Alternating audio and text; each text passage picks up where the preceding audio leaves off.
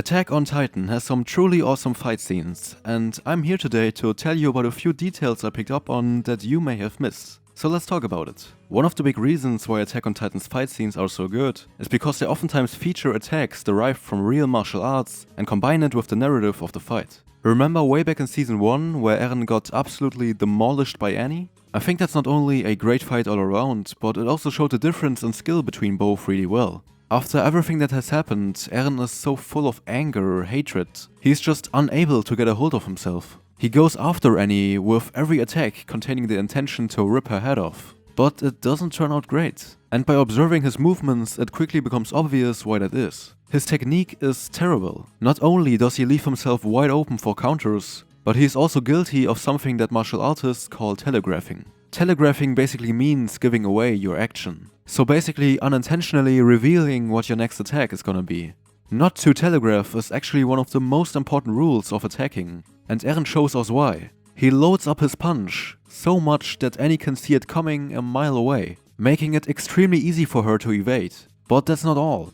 Eren's terrible form also leaves him off balance and open for a counterattack, something that Annie immediately makes use of. Eren's bad technique may be a result of simply inexperience, but I think a lack of self-control is also to blame here. Rage can be a great power in the right moments. For example, to just squeeze out a little more in a decisive moment. But it shouldn't be the leading factor of a fight. That's why calm and composed Eren became all the more dangerous. Also notice how after just a few punches, Eren is already completely exhausted. Maintaining proper form doesn't only help delivering more power through your attacks, but it also helps conserving energy. For Annie, on the other hand, a trained martial artist, the battle has just begun, while Eren is already gassed out. I want to talk a little more about Annie, especially a fighting stance, which is actually a signature Muay Thai fighting stance. It allows for blocking leg kicks, which in case you're a little confused about the concept of leg kicks, do not worry, we will get to that in a minute. But basically it's a stance that allows for counterattacks with your elbows, and because it's a stance that is a little more narrow than let's say a traditional boxing stance, it also makes it easier to throw kicks as well, which in this case...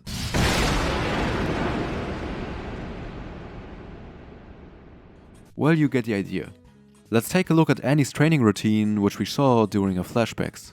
It seems like she works the back for quite a while, and especially for kicking this has a lot of significance. Kicking repeatedly will not only build up your muscle memory, but it will also condition your shins. The traditional Muay Thai kick is not executed via making use of your foot, but actually your shin bone, which, especially with the help of conditioning, can be extremely durable. This is also the reason why experienced Muay Thai fighters can do insane stuff like chopping down small trees with their legs only. Let me talk about leg kicks specifically for a moment. In her flashback we also see Annie snapping and attacking her father, especially his legs. Which, if you don't really know martial arts, that might seem a bit paradoxical at first. A kick is a physical strike using the leg. So you basically use your leg to hurt your opponent's leg. Which again, it might seem a little more intuitive to go for the head or the body instead. Well, that is until you actually get hit by a leg kick, or also known as low kick. Because that shit really hurts. Like, really. And if you repeatedly get hit by them, then in worst case scenario you can even seriously mess up your leg, by tearing ligaments for example. Some fighters had to leave the ring on stretches just because of these nasty leg kicks. So seeing Annie permanently crippling her father's leg in her fury isn't actually as unrealistic as you might think at first glance. Another detail I want to talk about is how, whenever we see Eren throwing a really heavy punch, his hand gets seriously screwed up. Maybe I'm reading too much into this, but I think this was once again an intentional detail as a reference to martial arts. You all know Newton's third law of motion. And if not, then well, let me just quickly refresh your memory. Newton's third law states that when two bodies interact, they apply forces to another that are equal in magnitude and opposite in direction. Okay, cool. Science. So why does it matter in this context? Well, let's look at boxing for a moment. Now, contrary to popular belief, boxing gloves don't actually serve the purpose of protecting the one getting hit, but actually their attacker himself. And if you look at the anatomy of our hand, it quickly becomes obvious why. Our hands are a highly complex but also somewhat fragile structure. They're great for, well, tool use. Or doing this.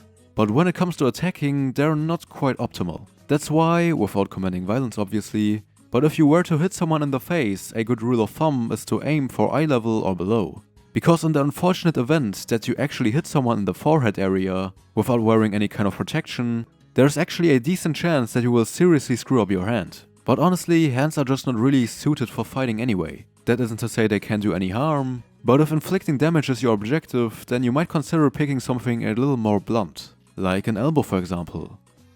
Or a baseball bat. Okay, I swear, I don't commit violence, okay? Well, anyway, throughout this video I've talked about some things regarding martial arts and so on, but by doing that I've actually missed out on talking about another really big aspect of Attack on Titan's fight scenes that make them all the more authentic. Attack on Titan's fight scenes take place under fundamentally different circumstances than, let's say, a fight in a martial arts tournament. Attack on Titan's fight scenes are usually a matter of life and death, and there are no rules. Why is that important? Well, the thing is, even if you are the greatest martial artist on the planet, engaging in a street fight without rules is probably still a really bad idea, for various reasons. First of all, these fights don't take place in a controlled environment, which make them a lot more unpredictable. And the same goes for Attack on Titan's fights. Quickly after the identity of the Colossal and the Armored Titan are revealed, Eren has to fight Reiner. And it's an awesome fight. It's a fight that is hype and emotional, but it's also very technical, featuring armbars, triangle chokes, takedowns, you know, overall just great stuff. As you probably know, Eren gets wrecked in the first few episodes by, again,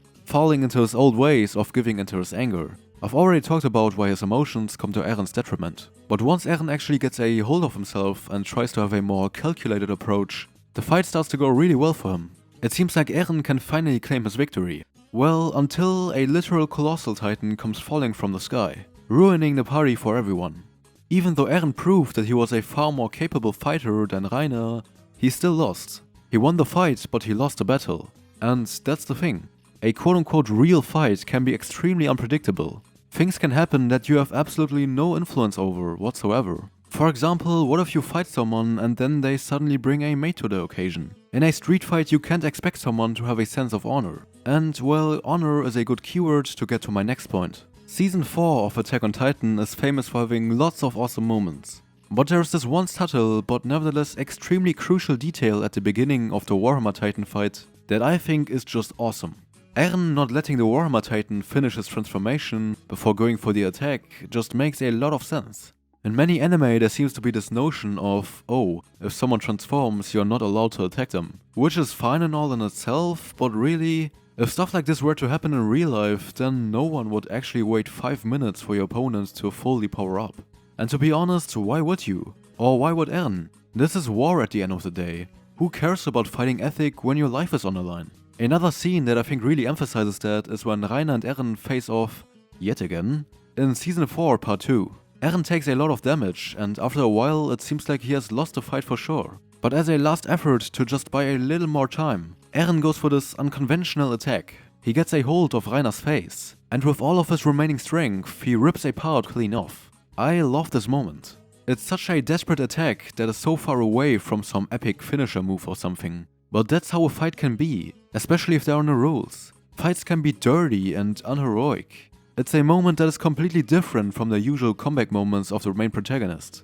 There is no honor or something, just pure rage and a will to fight. This is one of the few times in anime where I felt like a character was genuinely fighting for his life. And that scream though as well. Insane. Normally Attack on Titan's story is the center of attention, and for a good reason, but I think every once in a while we should appreciate some of the more subtle things. Like the music or, well, absolutely fantastic fight scenes. It's kind of funny how Attack on Titan, a show where you see giant naked humanoid monsters beating the crap out of each other, has some of the most authentic fight scenes I've ever seen in anime. So, yeah, really good job on that part. And that's all I have to say for now. Thank you for watching and goodbye.